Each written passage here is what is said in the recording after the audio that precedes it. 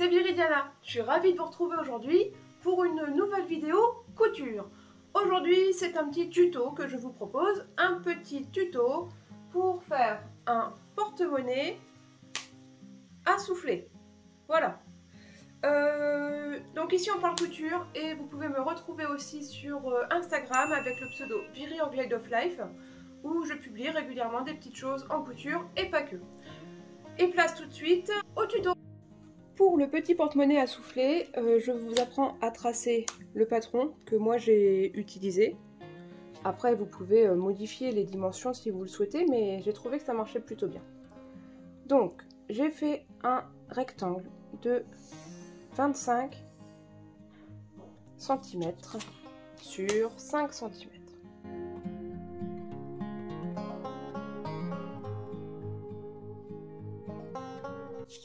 Ensuite, à 4,5 cm du bas, je trace une parallèle au bas. Et pour terminer,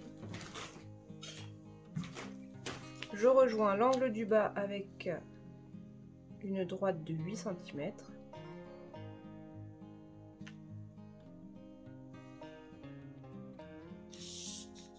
Et je pars de mon point d'intersection, je trace 8 cm. Voilà, nous avons notre patron. Ici, ce sera coupé au pli.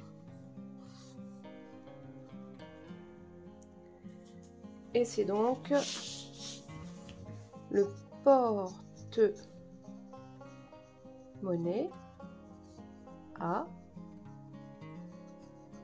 souffler. Et ça, il nous faudra 2 fois. Vous avez bien compris?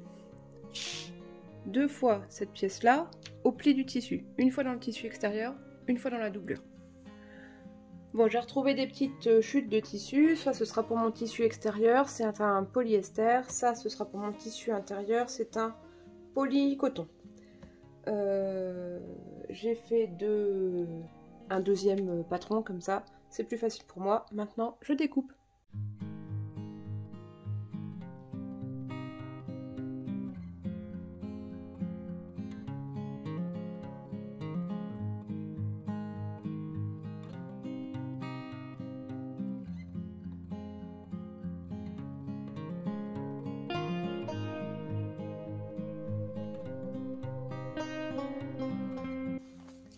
Maintenant que le tissu est coupé, je vais prendre un de mes 2 morceaux et je vais tracer des petites choses qui vont m'aider pour une couture efficace.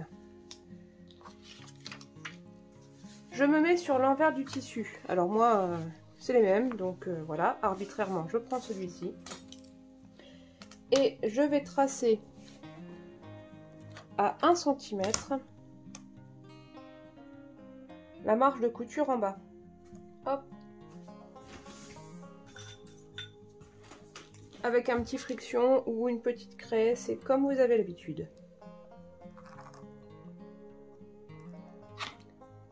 Je trace aussi le côté.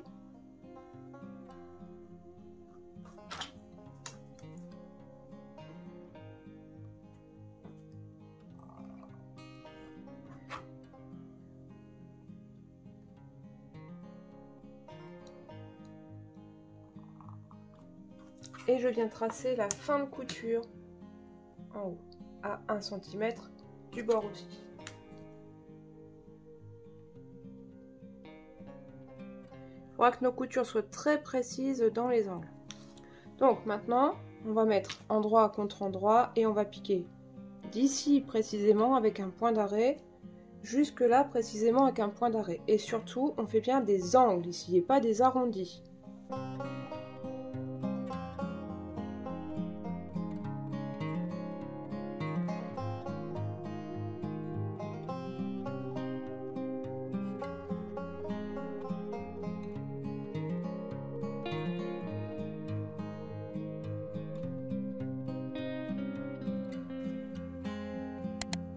On va dégarnir les angles, ici et ici.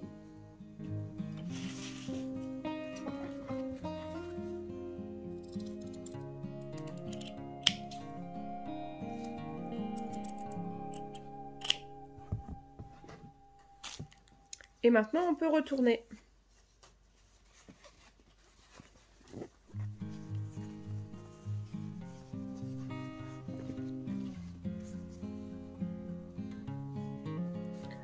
Bien sûr, on forme les coins au mieux. On peut s'aider du petit outil prime pour ça, qui est très pratique, ou bien de tout autre objet contondant.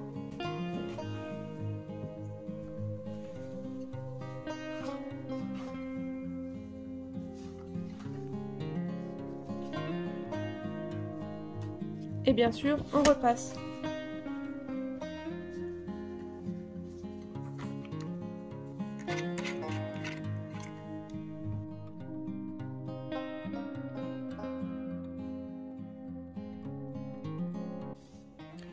Et maintenant, une étape facultative, mais que moi je vais faire, c'est surpiquer tout ça, tout ce qu'on vient de coudre, à 0,1 ou 0,2 cm.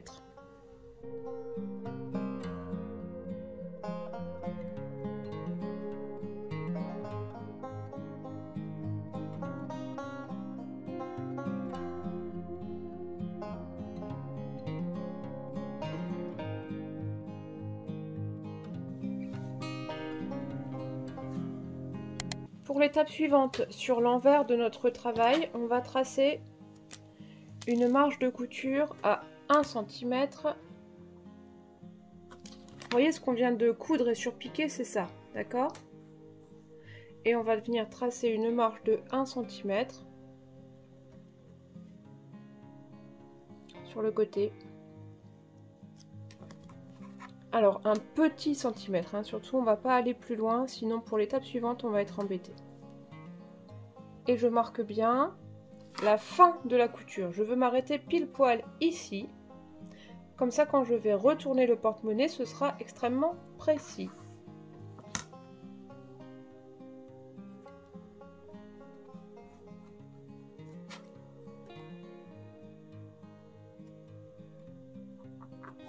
Voilà, et là je vais piquer au point droit ces deux parties-là, en faisant à chaque fois un point d'arrêt.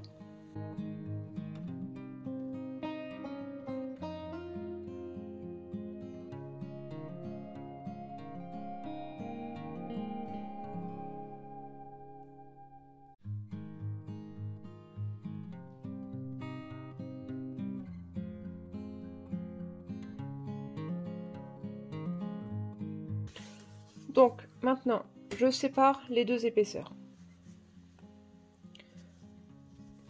J'ai une partie vers le bas, hop, une partie vers le haut. Je prends l'angle, la pointe, que je peux rendre propre en coupant les petits triangles qui dépassent. Ce sera bien mieux comme ça. Et je viens placer très précisément le bord de mon triangle sur le rectangle qui monte. Et pareil de l'autre côté.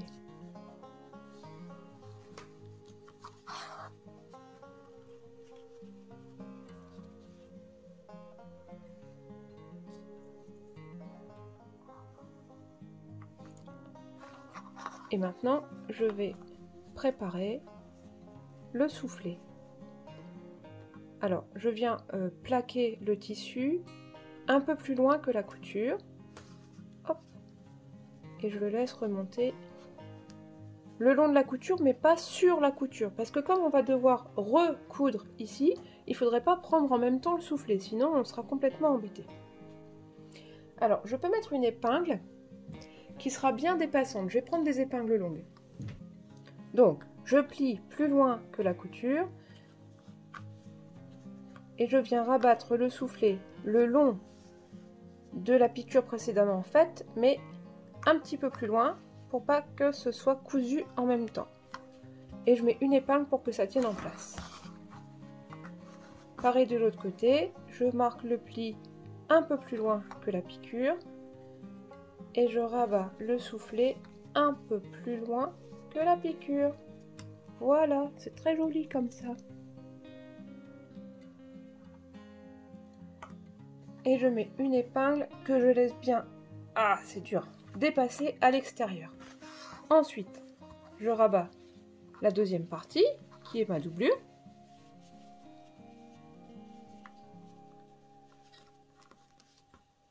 Et je la pince avec les pinces déjà en place, ou les épingles bien sûr, que vous aviez mis précédemment. Voilà. On essaye de l'aligner tant que possible. Ici, ça n'a pas l'air trop mal. Épingle.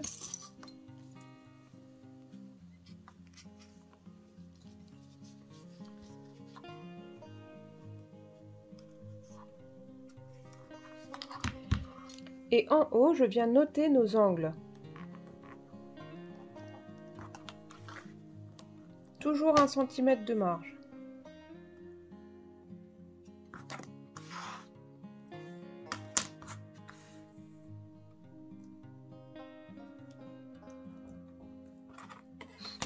Et la petite subtilité, c'est qu'on va venir coudre ça, mais on va laisser une ouverture en haut. Juste après l'épingle, par exemple. Hop!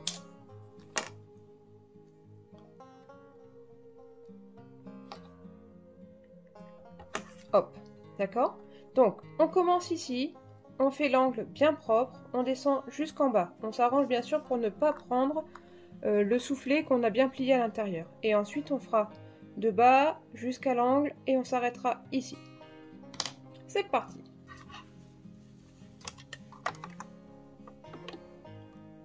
Je commence par un bon point d'arrêt.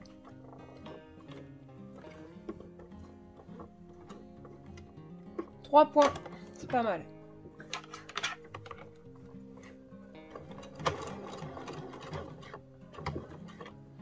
Jusqu'au repère que j'ai tracé et pas plus loin.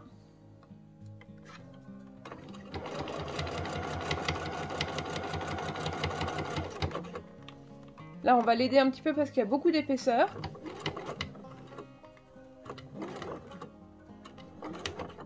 Et surtout, on ne pique pas le soufflet.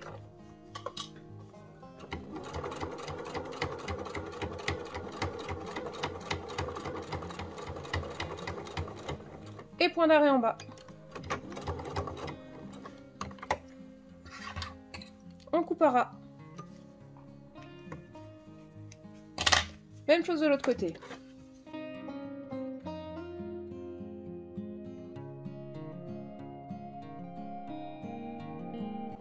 Jusqu'au coin qu'on a tracé. Et un bon point d'arrêt. Et on coupera. Maintenant, je vais dégarnir les angles, ici et ici. Et on peut retourner par l'ouverture. On attrape le soufflet à l'intérieur, il est facile à attraper.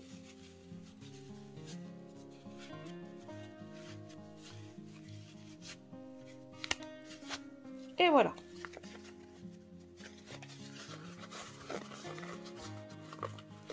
Ça, c'est l'intérieur. Ça, c'est l'extérieur. On prend notre petit outil prime pour bien marquer les coins.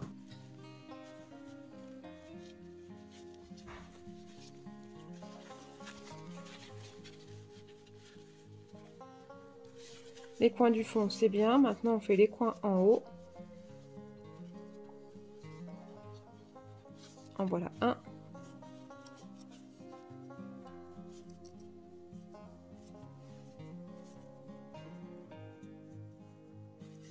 Et en voilà deux. On va passer au fer pour deux choses. D'une part, faire les deux rentrées d'1 centimètre en haut. D'autre part, bien marquer notre soufflet, comme ça.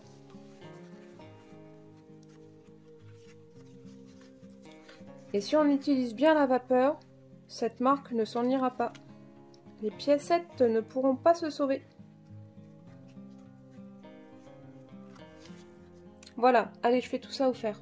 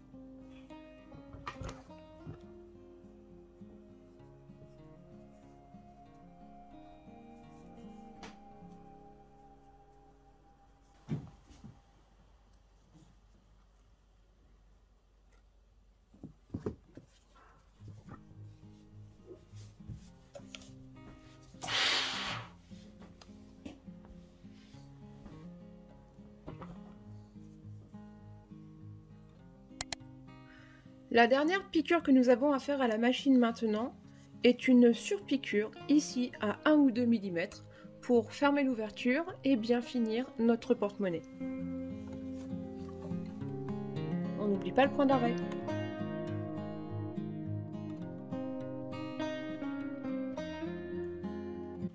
Et on coupe les fils à ras. Il ne reste plus que la pression à mettre. J'ai choisi des pressions cam en plastique.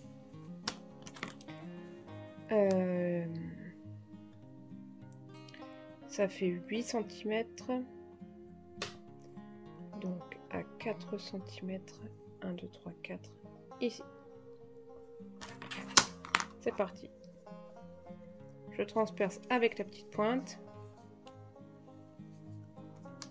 Je mets la partie mâle par exemple. La partie femelle, ça marcherait pareil. Hein. Et on serre, on serre, on serre. C'est fini, une demi-pression posée.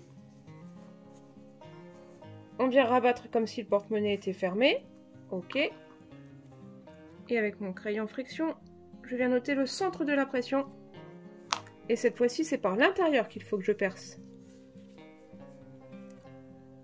Impeccable. Je mets la partie femelle.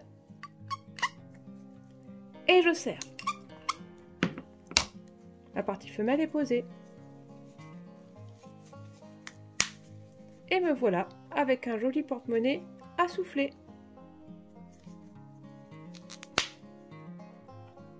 Grande contenance, on va pouvoir en mettre de la monnaie. Si vous avez aimé, mettez un petit pouce bleu, n'hésitez pas à vous abonner et à la prochaine fois.